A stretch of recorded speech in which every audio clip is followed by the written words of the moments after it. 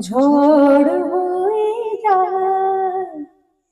যে বাতাস ফোটালো ফুল সেই তো আবার ঝড় হয়ে যায়।